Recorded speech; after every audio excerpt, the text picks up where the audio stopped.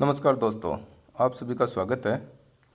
देखिए, हम लोग जो अकाउंटेंसी का चैप्टर है अंश पूंजी के लिए लेखांकन, उसका अध्ययन कर रहे थे। तो पिछली कक्षा में हमने क्या देखा कि कंपनी क्या होती है, कंपनी की विशेषताएं क्या होती है, एक व्यक्ति वाली कंपनी क्या होती है, प्राइवेट कंपनी, निजी कंपनी क्या होती है, सार्वजनिक कंपनी क्या होती है, अंशों द्वारा सीमित कंपनी, गारंटी द्वारा सीमित कंपनी और असीमित कंपनी के बारे में पढ़ा था।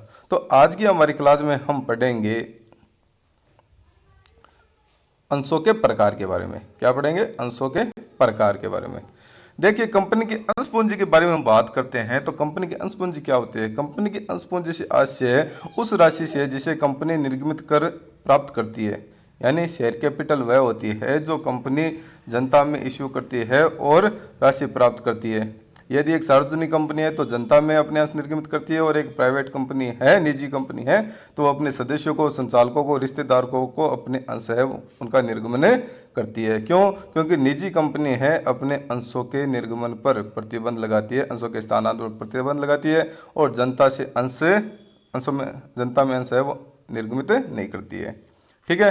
तो अंशों के प्रकार की जब हम बात करते हैं तो अंश दो प्रकार के होते हैं। कितने प्रकार के होते हैं? नंबर एक, पूर्वाधिकार या अधिमान अंश जिसे प्रेफरेंस शेयर बोलते हैं, और नंबर दो, समता अंश जिसे इक्विटी अंश या सामान्य अंश कहा जाता है। तो जब हम बात करते हैं कि अंश, तो अंश होते हैं वो दो प्रकार के होते हैं। पहला पूर्वाधिकार या अधिमान अंश जिसे प्रेफरेंस शेयर कहते हैं, और दूसरा समता या सामान्य अंश जिसे इक्विटी शेयर कहते हैं। ठीक है। अब पूर्वाधिकार अंश या अधिमान अंश क्या होते हैं? देखिए, जैसे कि इसके नाम से पता चल रहा है कि पूर्व अधिकार, यानी एक ऐसा अंश जिसको दो प्रकार के पूर्व अधिकार हो, तो वो क्या कहलाता है? पूर्वाधिकार अंश। अब पूर्व अधिकार कौन से होते हैं तो वो हम देख लेते हैं। देखिए, पूर्वाधिकार अंश ऐसे अंश होते हैं जिनको समता अंशधारियों से पहले लाभांश प्राप्त करने का तथा कंपनी की समापन की दशा में समता अंशधारियों से पहले पूंजी प्राप्त करने का पूर्वाधिकार होता है, तो उसे हम पूर्वाधिकार अंश कहते हैं। यानी पूर्वाधिकार अंशधारी क्या होते हैं कि दो पूर्वाधिकार रखते हैं, समता अंशधारियों से पहला लाभांश प्राप्त करने का और दूसरा पूंजी प्राप्त करने का। तो पहला तो लाभांश प्राप्त करने का पूर्वाधिकार होता है पूर्वाधिकार अंशधारियों को, और दूसरा पूंजी प्राप्त करने का पूर्वाधिकार होता है। तो ऐसे अंश जिनको दो पूर्वाधिकार प्राप्त होते हैं, किन अंशों से? समता अंशों से, तो उसे हम क्या कहते हैं? पूर्वाधिकार अंश कहते हैं। ठीक है। तो पूर्वाधिकार अंशों के बारे में हमने क्या पढ़ा कि पूर्वाधिकार अंश ऐसे अंश होते हैं जिनको समता अंशों से पहले लाभांश प्राप्त करने का तथा कंपनी की समापन की दशा में पूंजी प्राप्त करने का पूर्वाधिकार होता है, तो उसे हम पूर्वाधिकार अंश या अधिमान अंश कहते हैं, अंग्रेजी में प्रेफरेंस शेयर कहते हैं। जो दूसरा हमारा है वो है समता अंश, इक्विटी शेयर। ठीक है। समता अंशों को देखिए सामान्य अंश भी कहते हैं। अब समता अंश क्या होते हैं? तो समता अंशों के बारे में मैं बता देता हूं कि समता अंशधारी वे होते हैं जो कंपनी के वास्तविक क्या होते हैं? स्वामी होते हैं। यानी कंपनी के जो स्वामी होते हैं वो कौन से होते हैं? समता अंशधारी को कंपनी के स्वामी कहा जाता है। और कंपनी की जो जोखिम है वो कौन वहन करता है? समता अंशधारी। और जो लाभ है अधिकतम वो भी कौन प्राप्त करता है? समता अंशधारी करते हैं। तो समता अंशधारी के बारे में कहा जाता है कि समता अंशधारी वे हैं जो कंपनी के वास्तविक स्वामी होते हैं। कंपनी से संबंधित निर्णय इनके द्वारा दिए गए मताधिकार के अनुसार होता है, और समता अंशधारी है वो कंपनी की अधिकतम जोखिम और लाभ के हकदार होते हैं। तो वो क्या कहलाते हैं? समता अंशधारी कहलाते हैं। तो देखिए, समता अंशधारी के बारे में क्या लिखा गया है कि समता अंश वे अंश होते हैं, समता अंश वे अंश होते हैं जिनके धारक कंपनी के वास्तविक स्वामी होते हैं तथा कंपनी द्वारा समता अंश ही सर्वाधिक निर्गमित किया जाता है। यानी एक कंपनी द्वारा पूंजी प्राप्त करने के लिए सर्वाधिक कौन से शेयर जारी किए जाते हैं? समता अंश जारी किए जाते हैं, इक्विटी शेयर जारी किए जाते हैं। ठीक है। तो इसके अलावा लिखा है कि कंपनी के अधिकतम जोखिम व लाभ के हकदार भी कौन होते हैं? समता अंशधारी होते हैं। तो पूर्वाधिकार अंश और समता अंशों के बारे में हमने पढ़ लिया है।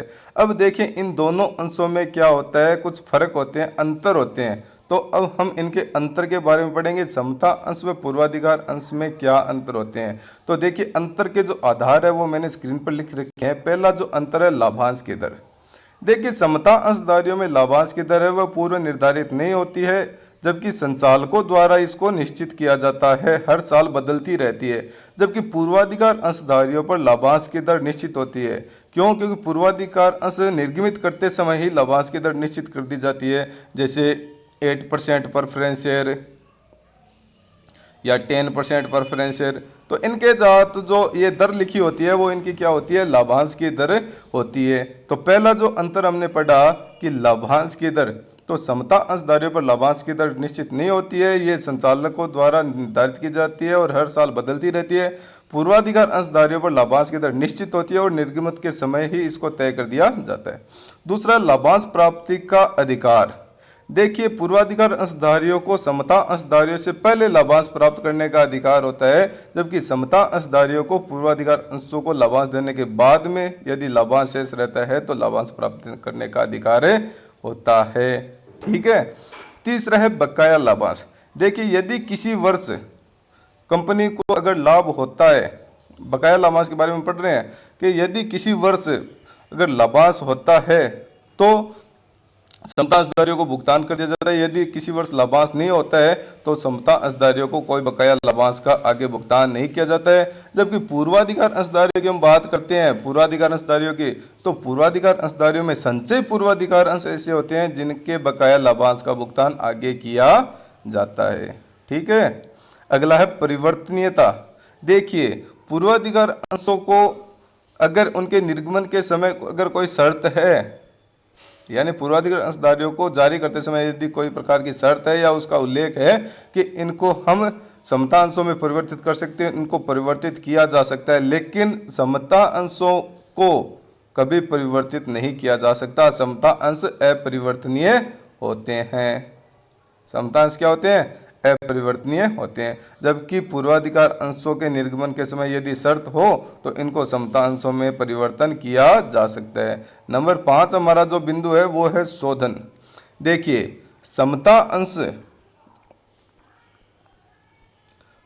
अंश का कंपनी के जीवन काल में कभी भी शोधन नहीं किया जा सकता। कंपनी के समापन पर शोधन किया जाता है। कब किया जाता है? कंपनी के समापन पर।